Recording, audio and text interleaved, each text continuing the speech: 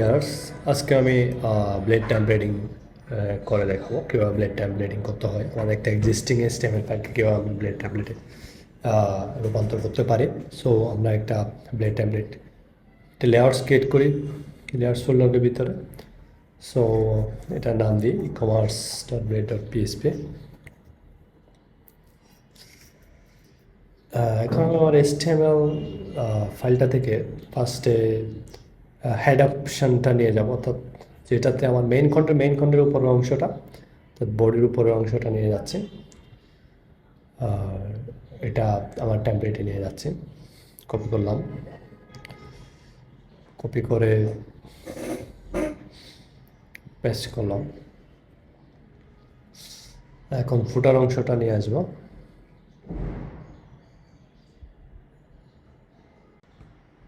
এখন আমরা ফুটারটা কপি করলাম এবং ই-কমার্স ব্লেডে গিয়ে এটা পেস্ট করে দিলাম।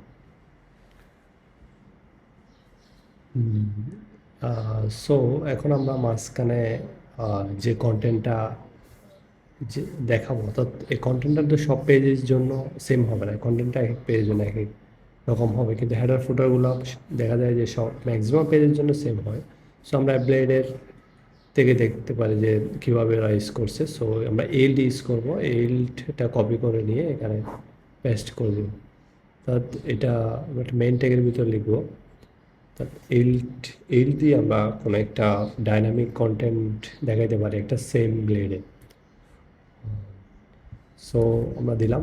এখন আমরা আমাদের কন্টেন্টটাকে একটা লেআউট, একটা আলাদা কন্টেন্ট দেখাবো।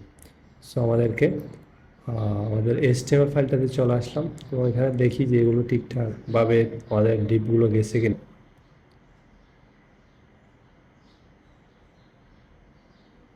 যে স্টাইলগুলো কমন সেগুলো আমি লেআউটসে দিয়ে দিচ্ছি। যে ক্লাসগুলো কমন, যেমন কন্টেনার, তারপরে যদি কমন স্টাইল ইউজ করার কোনো ক্লাস থাকে, কমন ডিপ থাকে, যে যে অংশগুলো প্রত্যেক পেজের জন্য সেম হবে সবগুলো আমরা লেআউটে দিয়ে দিব। সো এখানে আমরা আমাদের কন্টেনারটা এবং যে কালারটা আছে পিজি স্লেট 100 ওই দুইটা দিয়ে দিলাম। শেষ করে দিই ডিপগুলো শেষ করে দেওয়ার পরে আমাদেরকে আমরা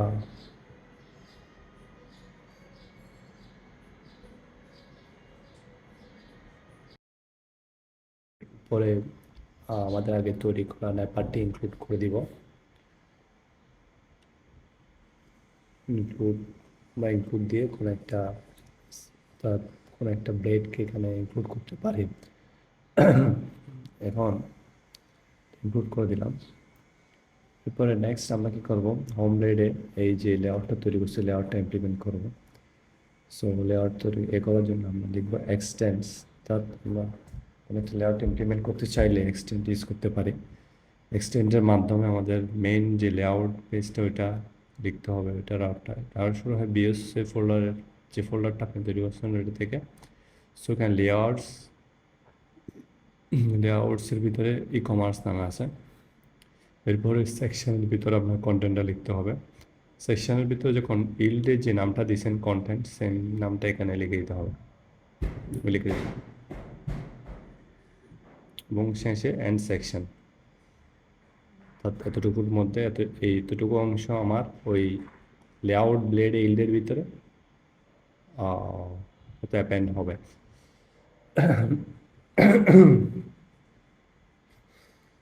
সো আমরা এই প্রোডাক্ট পেজটাতেও সেম এটা ইমপ্লিমেন্ট করব লেআউটসটা। তার প্রোডাক্ট পেজের লেআউট এবং আমাদের হোম পেজের লেআউট সেম হবে। সো আমি অর্থাৎ এখানে যে কমন সেকশনগুলো আছে যেগুলো আমাদের লেআউট থেকে আসবে ওগুলো আমরা ডিলিট করে দেবো এবং শুধু কন্টেন্ট সেকশনটা রাখবো। আমরা দেখি কন্টেন্ট সেকশনে কোন এটা লাগবে। আমরা ডিপের মাধ্যমে খুব সহজে বুঝতে পারি। স্টার্টিং ডিপ এবং এন্ড ডিপ, স্টার্টিং ডিপ এবং এন্ড ডিপটা বা অংশটা যদি আমরা মিনিমাইজ করে ফেলি তাহলে আমি বুঝতে পারি। সো হেডারটা আমি ফার্স্টে বাদ দিয়ে দিলাম এবং ফুটারের অংশটা বাদ দিয়ে দিলাম। শুধু মাঝখানে যে কন্টেন্ট অ্যাপেন্ড হবে ওইটাই লিখবো। সো এখানে same এক্সটেন্স layouts dot e commerce, তো সেম লেআউট হবে।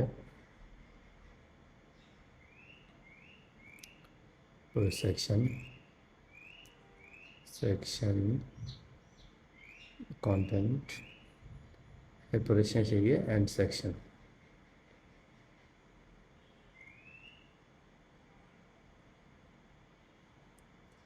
এন্ড সেকশন দিয়ে দিলাম। সো এখন আমাদের চেঞ্জগুলো পুশ করে দিব, অর্থাৎ গিটে আপডেট করে দিচ্ছি।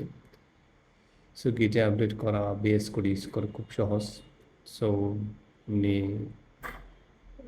এখানে যে গিট ল্যান্স আছে এটা ইনস্টল করতে হবে। গিট ল্যান্স ইনস্টল করলে এখানে যে গিট চিহ্নটা আছে ওই চিহ্নর মধ্যে দেখতে হবে আপনার চেঞ্জেসগুলো, এবং এগুলো অ্যাড করে আপনি কমেন্ট মেসেজ লিখে পুশ করে দিলেই আপনার পুশ হয়ে যাবে।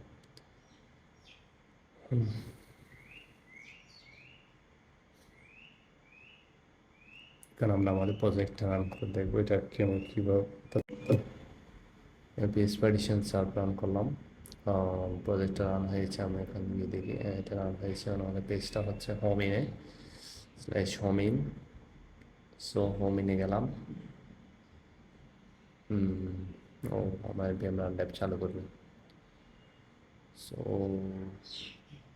VMware lab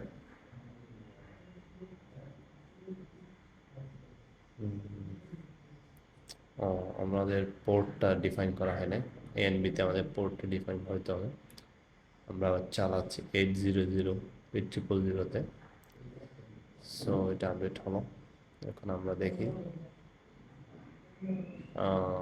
layouts inputs header not found, layouts inputs হেডারটা পাওয়া যাচ্ছে না।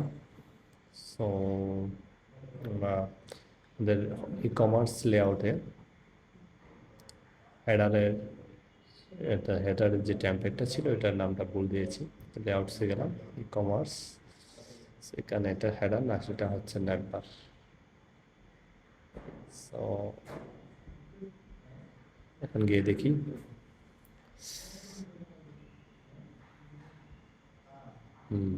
সেটা ঠিকঠাক লোড হয়ে গেছে। সো এভাবে আমরা ব্লেড টাইম রেডিংয়ে কোনো একটা ইমপ্লিমেন্ট করতে পারি।